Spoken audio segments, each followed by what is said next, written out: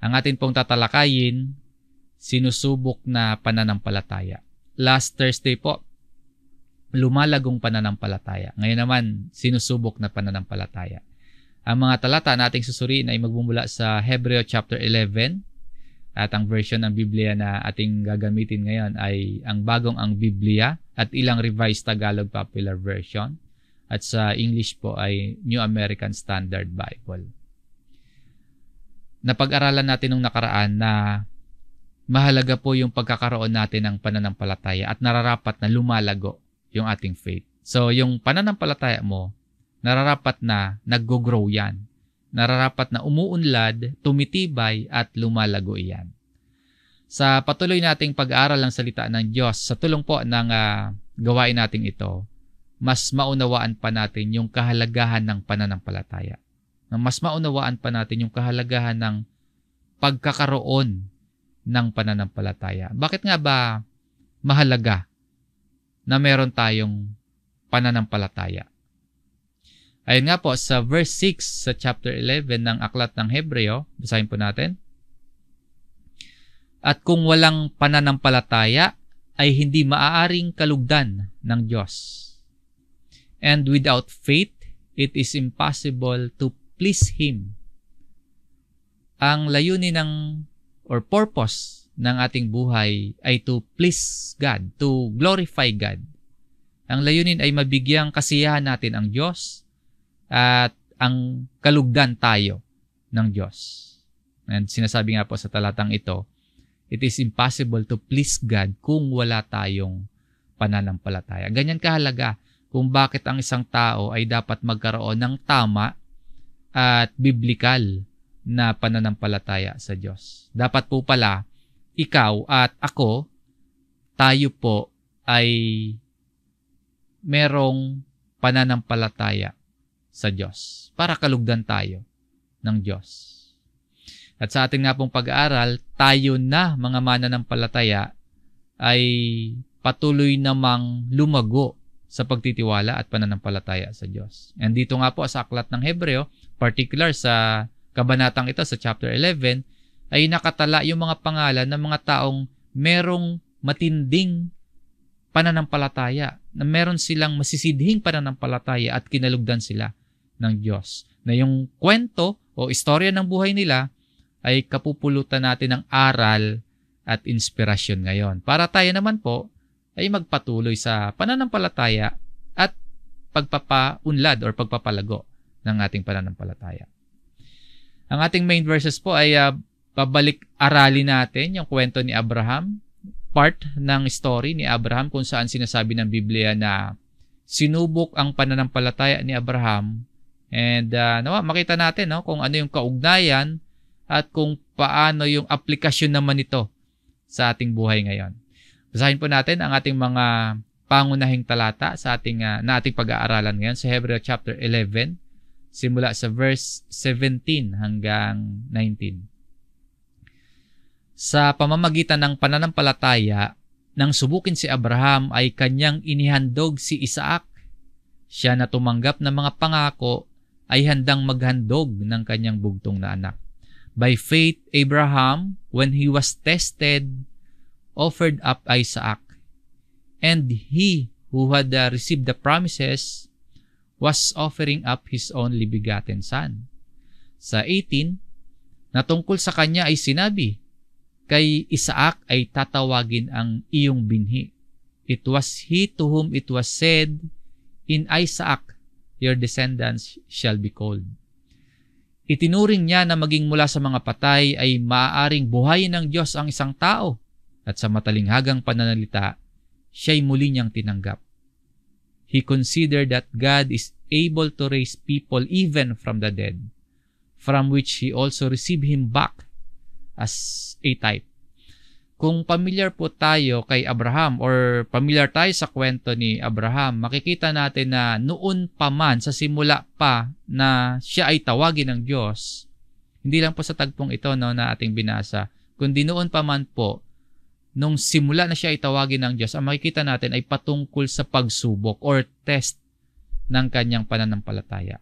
Sa kasaysayan, bago itong pangyayari na iaalay ni Abraham, si Isaac, sa pagtawag pa lang kay Abraham noon, sinubok na ang kanyang pananampalataya. Balikan natin yung mga naunang verse dito sa chapter 11, sa verse 8. Basahin po natin.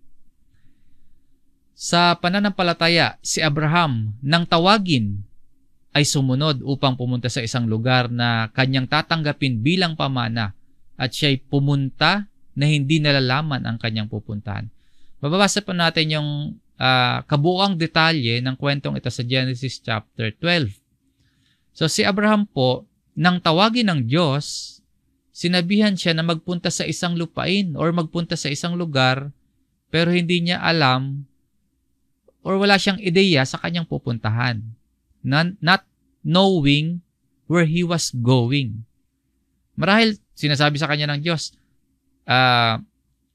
iwanan mo Abraham yung lugar na kinalakihan mo. Or sinasabi sa kanya na iwanan niya yung pamilya at mga taong matagal na niyang nakasama at pumunta siya sa isang lugar kung saan pagpapalain siya ng Diyos. Walang masyadong detalye, no? Pero pwedeng along the way, sa paglalakbay ni Abraham, saka lang sinasabi ng Diyos yung direksyon na tatahakin niya.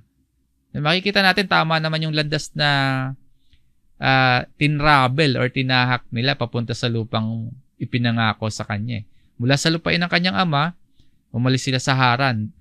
Dumaan sila sa Shechem, sa More, dumaan sila sa lupain ng mga Kananeo, sa Negev, at napadaan sila sa Egypt. Lahat yon direksyon papunta sa lupain ng Kanaan.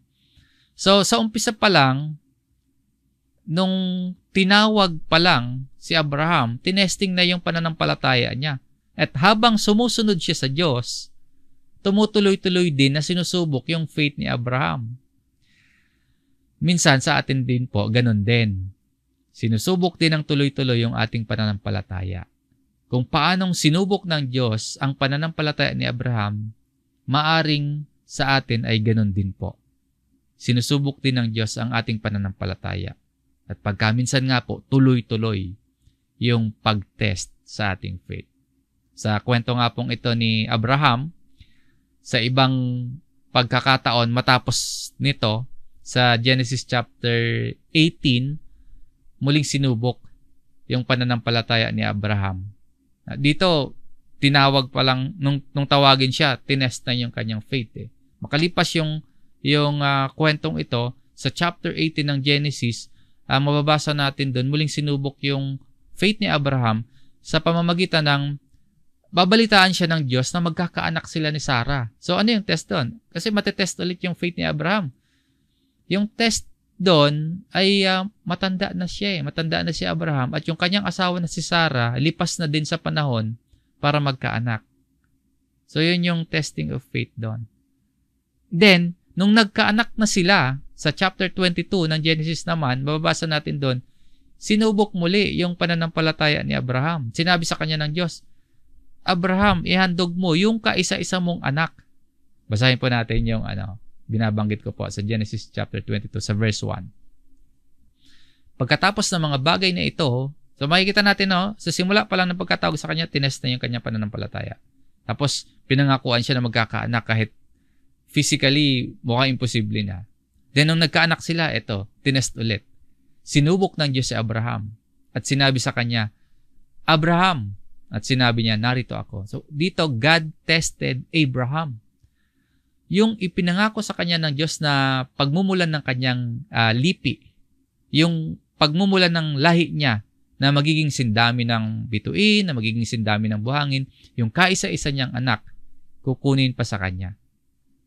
Yung kaisa-isa niyang anak, kukunin sa kanya, hindi pa sa magandang paraan. Or masasabi natin kung walang faith si Abraham, kukunin sa kanya, yung kanyang anak na si Isaac sa hindi katanggap-tanggap na paraan.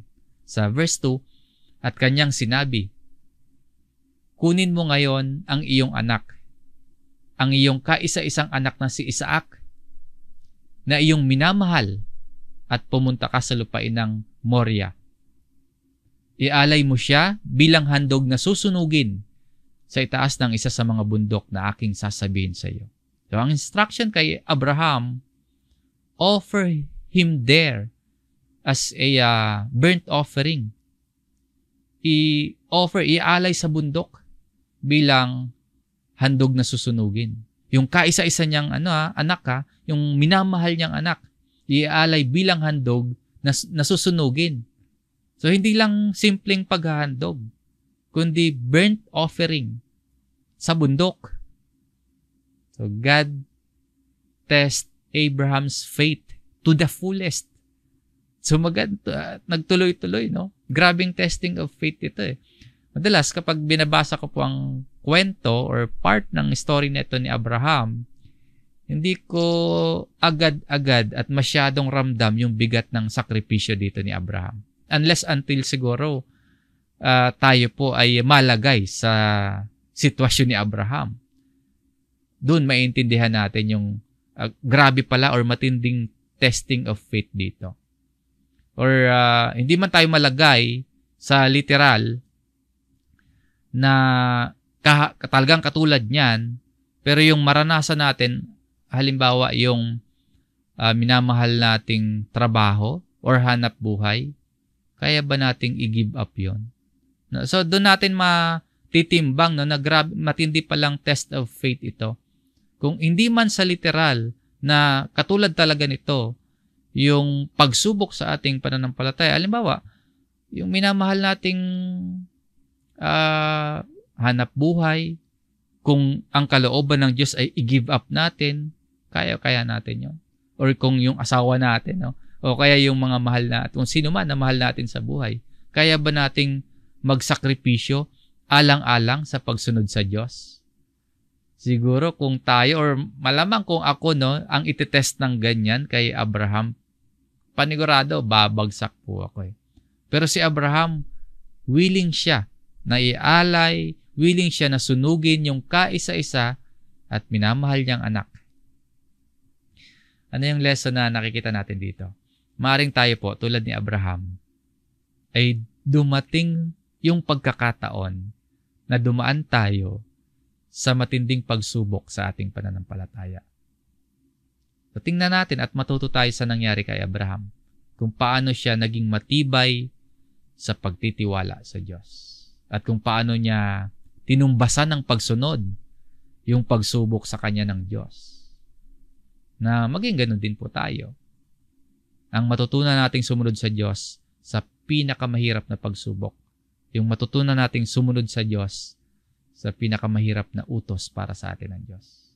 Na dahil sa ating pananampalataya ay masunod or magawa natin ang kalooban ng Diyos. So, ibang level po ng faith at obedience ni Abraham. Yung makikita natin dito. Sinabihan siya na magpunta sa isang lugar, kahit wala siyang ideya, pero sumunod siya sa Diyos. Sinabihan siya na ialay at sunugin yung kaisa-isa at minamahal niyang anak, willing siya. Kung tayo kaya, sabihan tayo ng Diyos, susunod kaya tayo? Willing kaya tayong magsakripisyo? Tinuturuan po tayo sa pamamagitan ng kwento ni Abraham na kung tayo po ay tunay na mga mananampalataya, ay kailangang sabayan o kaya magkaroon ng bunga ng pagsunod yung ating pananampalataya sa Diyos. Ang pagsunod sa Diyos, pagpapahayag ng ating lubos na pananampalataya at ng ating pag-ibig sa Diyos. Ang kwento ni Abraham ay isang totoo at magandang kwento tungkol sa pananampalataya at pagtamo ng kaligtasan. At nais ko pang bigyan pansin natin ito. Na kung paano ginamit ng Diyos yung kwento tungkol kay Abraham ay posible din po na gamitin ka at gamitin tayo ng Diyos para gumawa siya ng magandang kwento tungkol sa pananampalataya at pagtamo ng kaligtasan sa ikatatanyag ng pangalan ng Diyos. Kung si Abraham po sa simula ng kanyang pagtawag sa kanya ng Diyos ay hindi siya nanampalataya, tapos hindi siya sumunod, hindi sana natin nababasa yung tungkol sa magandang kwento ng kanyang pananampalataya at pagsunod sa Diyos. Pwedeng ibang tao o ibang karakter yung binabasa natin ngayon. Pero si Abraham po, yung ginamit ng Diyos. At nagpagamit si Abraham. Sumampalataya siya at sumunod. At nagkaroon nga tayo ng magandang kwento na binabasa or magandang istorya na nagbibigay sa atin ng aral at inspirasyon para tayo po ay manampalataya at palaguin naman yung ating pananampalataya. Na tayo po ay lumago sa pagtitiwala na nagbubunga ng pagsunod natin sa Diyos. At ang magandang istoryang ito ni Abraham, kapag binasa natin ng maigi, hindi lang talaga or hindi lang ito kwento o hindi lang ito balita tungkol kay Abraham or kay Isaac, kundi tungkol ito sa istorya ng Ebanghelyo. Madalas ko na pong nabanggit sa mga nakaraan or luma nating aralin yung tungkol sa foreshadowing Jesus o yung buhay ng mga character sa Old Testament ay ang inihahayag noon ay si Jesus. So sa kwentong ito, si Isaac, kaisa-isang anak at minamahal na anak ni Abraham. Ang tinuturo sa atin yan ay si Jesus at kwento tungkol sa Ebanghelyo ni Jesus. Kaya mga kapatid, masasabi din natin na noon pa man po sa Old Testament, nagkaroon ng kaligtasan ng mga tao sa pamamagitan ng kanilang pananampalataya at pagtanggap sa Ebanghelyo na ipinahayag sa kanila. Sabi nga po ni Apostol Pablo sa kanyang sulat sa mga taga-Galacia, basahin natin ito. Galatians 3, chapter 3, verse 8. At ang kasulatan na nakakaalam ng una pa man sa naaariing ganap ng Diyos ang mga hintil sa pamamagitan ng pananampalataya ay ipinahayag ang Ebanghelyo ng una pa man kay Abraham na sinasabi, sa iyo ay pagpapalain ang lahat ng mga bansa. So noon pa man, ipinahayag na sa kanila ang Ebanghelyo. Ayon sa talatang ito, aariing ganap ng Diyos ang mga hintil sa pamamagitan ng pananampalataya ay ipinahayag ang Ebanghelyo. Or sa ibang pananalita na may kaparehong diwa, God preached the gospel. So yung kwento ni Abraham na ating pinag-aaralan, particular dito sa pag-alay niya sa kanyang anak na si Isaac, ang makikita natin doon ay si Jesus. Basahin po natin muli yung Hebreo 11 verse 17. Sa pamamagitan ng pananampalataya nang subukin si Abraham ay kanyang inihandog si Isaac. Siya na tumanggap ng mga pangako ay handang maghandog ng kanyang bugtong na anak. Ang sinabi ng Diyos kay Abraham, Abraham, ialay mo ang iyong bugtong na anak. Para mas makita pa natin si Jesus. Yung kaisa-isa at minamahal na anak ni Abraham, sa pag-akyat nila sa bundok, yung iaalay na si Isaac, pasan-pasan ni Isaac yung kahoy na gagamitin sa kanya para ialay at sunugin siya. At kung titingnan pa natin ang naging sitwasyon noon sa verse 19, itinuring niya na maging mula sa mga patay ay maaring buhayin ng Diyos ang isang tao at sa matalinghagang pananalita, siya'y muli niyang tinanggap. Naniniwala si Abraham na kayang bumuhay ng patay ang Diyos.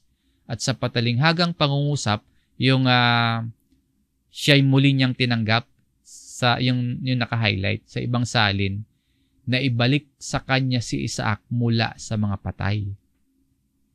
Meaning po, sa matalinghaga ding pangungusap, naniniwala si Abraham na patay ni si Isaac at kayang buhayin ng Diyos si Isaac. Kaya nakikita natin yung willingness niya na isakripisyo si Isaac. Kasi sa matalinghagang pangungusap, naniniwala si Abraham na patay ni si Isaac at kayang buhay ng Diyos si Isaac.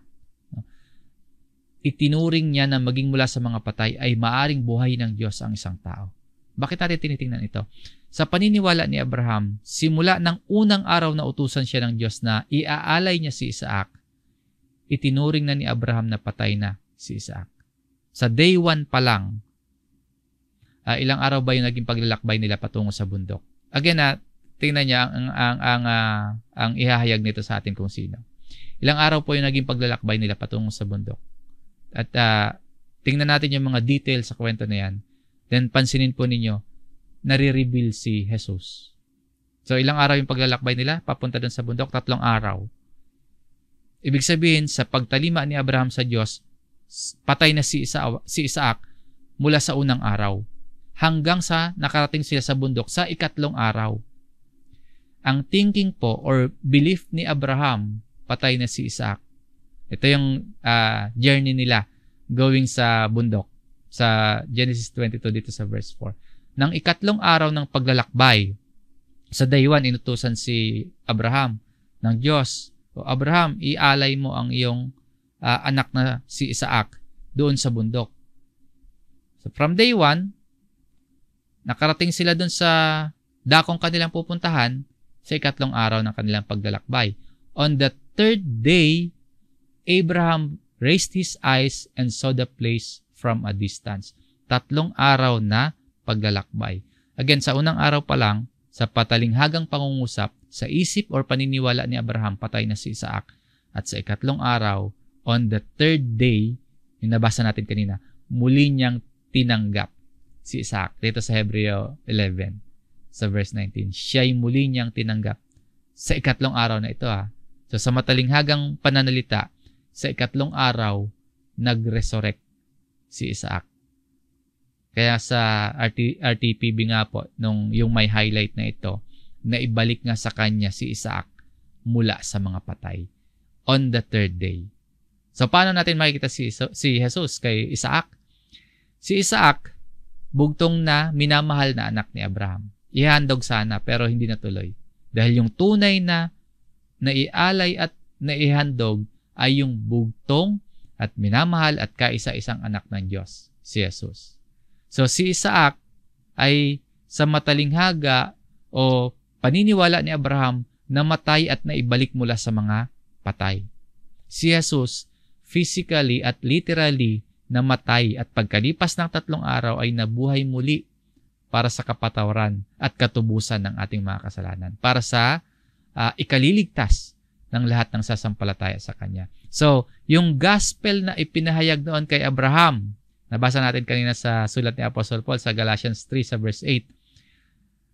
Yung gospel na ipinahayag noon kay Abraham, hindi lang basta ipinahayag sa kanya, kundi naranasan mismo ni Abraham. Na-experience niya yung isang magandang kwento ng handang pagsasakripisyo ng isang ama na yung para sa kanyang anak.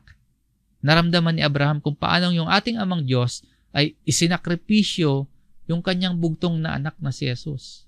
So yung ipinahayag sa kanyang ebanghelyo, hindi lang ipinahayag sa kanya, kundi na-experience niya, naranasan mismo ni Abraham. Ito yung magandang balita ng kaligtasan ng Diyos. At ginamit ng Diyos si Abraham, yung pananampalataya at pagsunod ni Abraham, ginamit ng Diyos para maitanyag ang Diyos sa pamamagitan ng naging buhay, pananampalataya at pagsunod ni Abraham. Ginamit na kasangkapan ng Diyos ang istorya ni Abraham para maipahayag sa mga tao ang ebanghelyo ng Panginoong Jesucristo. Di ba nakikita natin sa kwento niya si Christ? Nakikita natin si Jesus sa story ni Abraham. So, nakikita ba ng ibang tao sa kwento ng buhay natin si Jesus? Yun yung challenge sa atin eh. Kay Abraham, sa bahagi ng kwento ni Abraham, nare-reveal si Jesus.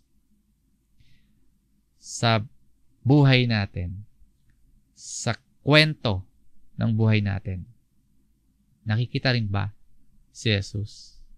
Kung paanong ginamit na instrumento ng Diyos si Abraham, posible din po na ganun din sa buhay mo. Sa pamamagitan ng iyong pananampalataya, sa pamamagitan ng iyong pagsunod, ay gamitin tayo ng Diyos upang maitanghal ang pangalan niya. Posible din po na gagamitin tayo ng Diyos upang maipahayag ang ebanghelyo ni Jesus. Sa ating pananampalataya at pagsunod, maaaring gamitin tayo ng Diyos para gumawa siya ng isang magandang kwento tungkol sa pananampalataya, tungkol sa pagtamo ng kaligtasan, tungkol sa kapahayagan ng ebanghelyo, at sa ikatatanyag ng pangalan ng Diyos. So, matapos naman nariwa sa atin yung pananampalataya at pagsunod sa Diyos ni Abraham, ano yung iniiwang mensahe o aplikasyon nito para sa atin? May 3 suggestions po or 3 iniiwan ng kaisipan sa atin na dapat nating pagbulayan or pag-isipan bilang mga mananampalataya. Number 1, asahang susubukin ang ating pananampalataya. Bilang mga mananampalataya, asahan na natin. Expect na natin na yung taglay nating pananampalataya ay masusubok. At may benefit po yan. Kung nalalaman nating susubukin yung ating pananampalataya, may benepisyo po yan. Sabi nga po sa sulat ni Santiago dito sa James chapter 1 sa verse 3, yamang inyong nalalaman na ang pagsubok sa inyong pananampalataya ay nagbubunga ng pagtitiis. Knowing that the testing of your faith nagbubunga o produces endurance. Nagbubunga ng pagtitiis. So, asahang susubukin ang ating pananampalataya. Dadaan tayo sa proseso. Susubukin, ititest ang ating pananampalataya. Asahan po yan. At yung pagsubok sa ating pananampalataya ay dapat pong tumbasan natin ng pagsunod sa Diyos. Ito yung ikalawang kaisipan, ihanda ang sarili sa pagsunod sa Diyos bilang mga mananampalataya. Prepare yourselves.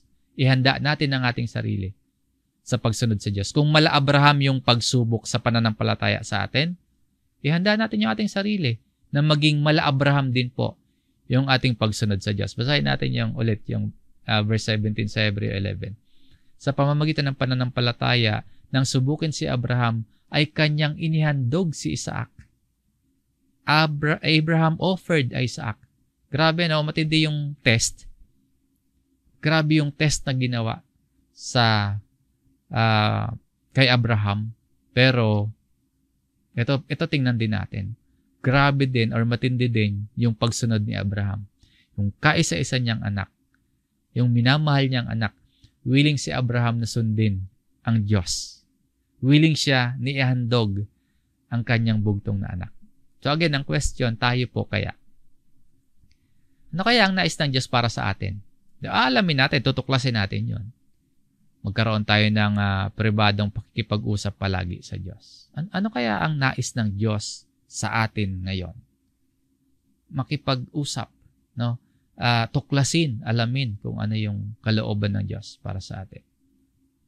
Na anuman yung nais niyang puntahan natin, na anuman yung nais niyang i-give up natin or ihandog natin, ay maging handa po tayo sa pagsunod. Kung may mga plano tayo, kung may mga gagawin tayo, or kung may mga pupuntahan tayo, o kaya may mga decisions tayong gagawin, ihanda ang sarili sa pagsunod sa Diyos. So, maaring tinitest po yung pananampalataya natin. So, ang tanong, bago tayo pumili, bago tayo mag-decide, ang tanong ay, iyan ba ang kalooban ng Diyos? At kapag nalaman natin kung ano ang kanyang kalooban para sa atin, ihanda ang sarili sa pagsunod sa Diyos. At number 3, bilang mga mananampalataya, itanyag ang Diyos sa pamamagitan ng ating buhay. Itanyag, ibig sabihin, ang makilala ng mga tao ang Diyos sa pamamagitan ng ating buhay. Tulad ni Abraham at ng marami pang pangalan na nasa aklat ng Hebreo, lalo dyan sa chapter 11. Sasampalataya tayo sa Diyos, susunod tayo sa Kanya, at mangyayari sa ating buhay ang magandang kwento ng pagliligtas ng Diyos. Mangyayari yan hindi para maitanyag yung pangalan natin, kundi para magningning, para maitanyag, para maitaas ang pangalan ng Diyos sa ating buhay. So, sasampalataya tayo at susunod tayo sa Diyos.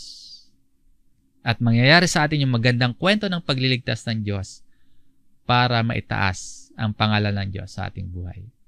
So sa ating buhay, para kaluguran tayo ng Diyos, sumampalataya tayo sa Kanya at hayaan nating kumilos ang Diyos sa ating buhay. Na maranasan natin yung magandang kwento ng pagliligtas. Na maranasan natin yung pagsasakripisyo niya para sa atin upang maitanghal at ang mabigyan ng kaluwalhatian ay ang Diyos. So, naisin natin na makilala ng maraming tao sa paligid natin, marinig ng maraming tao sa paligid natin ang pangalan ng Diyos at mabalitaan nila na ang ating Diyos ay kumikilos sa ating buhay. Na tayo po ay iniligtas at patuloy na inililigtas ng Diyos bilang mga nananampalataya at sumusunod sa Diyos. Ito pong number 3, ay hindi po mangyayari sa bawat isa sa atin kung hindi tayo sasampalataya at kung hindi susubukin yung ating pananampalataya at kung hindi tayo susunod sa ating Diyos. So, bilang mga mananampalataya, asahang susubukin ang ating pananampalataya. Bilang mga mananampalataya, ihanda ang sarili sa pagsunod sa Diyos. At number 3, itanyag ang Diyos sa pamamagitan ng ating buhay. Na makilala ang Diyos sa ating buhay. Bilang mga mananampalataya na magningning ang Diyos sa ating buhay. Sa pamamagitan po ng ating pananampalataya at pagsunod sa Diyos. At kung sakali man po na ikaw ngayon kapatid ay dumadanas ng pagsubok sa iyong pananampalataya na tila po sinusubok ang iyong pananampalataya, hayaan mo lang. Magtiwala ka sa Diyos na sa pananampalataya mo at pagsunod mo ay maitanyag ang pangalan ng Diyos, na sa pananampalataya at pagsunod mo maipahayag ang ebanghelyo o maipamalita ang mabuting balita ng kaligtasan ni Kristo. Sa takbo po ng kwento ng buhay mo kapatid, sa pagsubok sa iyong pananampalataya ay manatili kang nananampalataya at sumusunod sa Diyos nang mabigyan ng kaluwalhatian ng Diyos at kalugdan ka po ng ating Diyos. At tulad ng kwento o story ng buhay ng mga mananampalataya na nakatala sa Hebreo chapter 11, magsilbing inspirasyon din po o kapulutan ng aral para sa iba ang uri ng buhay pananampalataya na ipinapamuhay mo ngayon. Kapit lang, kapatid, manatili po tayo sa pananampalataya sa ating Diyos. Yan po ang mensahe ng salita ng Diyos para sa atin. Maraming salamat po sa inyong pakikinig. Purihin at luwalhatiin natin ang Panginoon. Sa ating pagtatapos, muli po tayong manalangin.